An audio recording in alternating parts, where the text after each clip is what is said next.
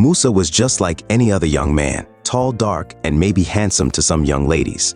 At his young age of 23 years, Musa could easily sweep a girl off her feet and in fact had quite a number of girlfriends. He was known to be a good young man by his neighbors and was commonly referred to as Uncle, a title given to a respectable adult man who is not necessarily a relative. No one knew that beneath that friendly hello he whispered every morning was a monster waiting to strike.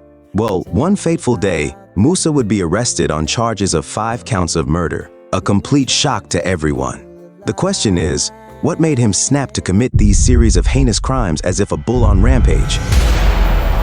Welcome and welcome back to Tavern Crime Chronicles. Here we explore mysterious, chilling, solved and unsolved cases from Uganda and beyond, approaching them with empathy and extensive research. If you have the nerve for fascinating stories, support our work by subscribing, for this is your channel. Today's story unravels the acts of a serial killer who, having been a lover boy to many different women, went on a murderous spree and managed to end their lives without suspicion, and how he was finally arrested by the police. This is the story of Musa Musasizi. Commonly known as Uncle, Musa was a resident of Mujoma Zone 6, Nakulabiye, Rubaga Division in Kampala District.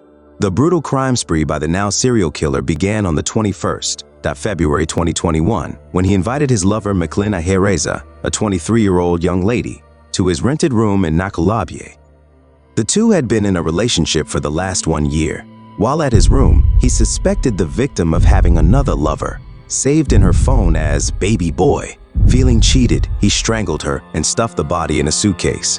He thereafter called a boda rider, identified as Kasaija from Makerere Kivulu, who transported him and the stuffed body up to Stoneview at Nate, where they dumped it. He then poured paraffin on the body, lit it with fire, and ran back to the waiting boda rider, who transported him back to Nakulabiye. Again, on the 13th of March 2021, just 3 weeks after the murder, he invited another girlfriend of his, known as Kansime Viola. He had met and befriended Viola while she was pregnant and had been rejected by her boyfriend, the father, to her baby. They had a loving relationship with him supporting her all throughout her pregnancy until when she gave birth to her baby. He one day invited Viola to his place, who came with her 3-month-old baby girl. Musa was ecstatic to see her and spend time with them, but unfortunately, she kept communicating to other men on phone, which angered him terribly. At this point, Musa was feeling betrayed, and his hidden demons took over. He put on loud music so as to conceal any noise that may arise from his intended actions and strangled her to death. Immediately after, he also strangled her 3-month-old baby girl to death too. He then stuffed the body of the baby girl in a laptop bag and dumped it at Makerere Kivulu, near Bativa Hotel. With Viola's body still in his rented house, he waited for darkness, and at around 2 a.m., he stuffed her body in a sack and dumped it near the fence of the royal tombs in Kasubi. Like before, he sprayed the body with paraffin and lit it up on fire. After the deed was done, he immediately ran back to his rented room, which was located about 300 meters away from the scene. The following day, on the 14th of March 2021, he went to Makerere Kivulu and invited another girlfriend known as Noreen Nabirye to his room. After a sexual affair, he turned against her for no reason and strangled her to death. He also stuffed the body in a sack and dumped it at night near the wall fence of Cobb's Lodge, located 100 meters away from his room. He set the body on fire and ran back to his room. He was getting so ruthless and evasive, thinking he was smart and didn't care for the lives of the young women. Again, on the March 15th, 2021, the following day at around 12 noon, he went to Makerere Kivulu and picked another girlfriend known as Mutsi Elizabeth. The two moved together and had a sexual affair in his rented room. Mutesi requested money to plait her hair, and upon receiving 50,000 Ugandan shillings, she wanted to go back to her workplace, which did not amuse the suspect. He also strangled her to death and kept the body in his room. And just like a script, at around 2 a.m., he stuffed the victim's body in a sack and dumped it just about 50 meters away from his room. He burnt it using petrol and ran back to his room. This was quickly turning into a dangerous hobby, and he needed to be stopped immediately. Residents cried out for help from the police after the burned bodies of the young ladies were discovered. The police went on a massive hunt for the elusive killer and were fortunate to curb him before his next victim.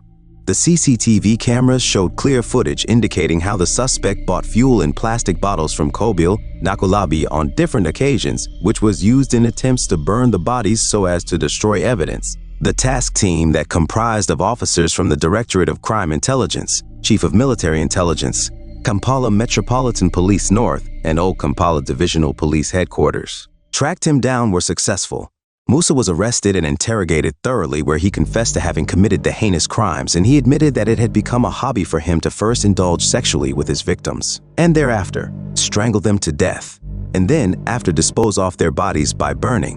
The suspect also led the task team to his room, where bedding, pillowcases, cello tape used in wrapping the victims were recovered and submitted to the Government Analytical Laboratory for further forensic analysis. Other exhibits recovered from the pit latrine include handbags to the victims, a wristwatch that belonged to McLean Ahereza, ladies' shoes, a national ID of Mutesi Elizabeth, and knickers. He also confessed that the Boda rider identified as Kasaija helped him dispose of the body, and he too was arrested on allegations of conspiracy and being an accessory to the murders. The suspect was subjected to a psychiatric examination, which concluded that he was normal and of sound mind. After proving beyond reasonable doubt, Musa was arraigned before the court with all the evidence. He was charged with 6 counts of murder and served a maximum sentence of 105 years in jail for the murder of his 4 girlfriends and a baby.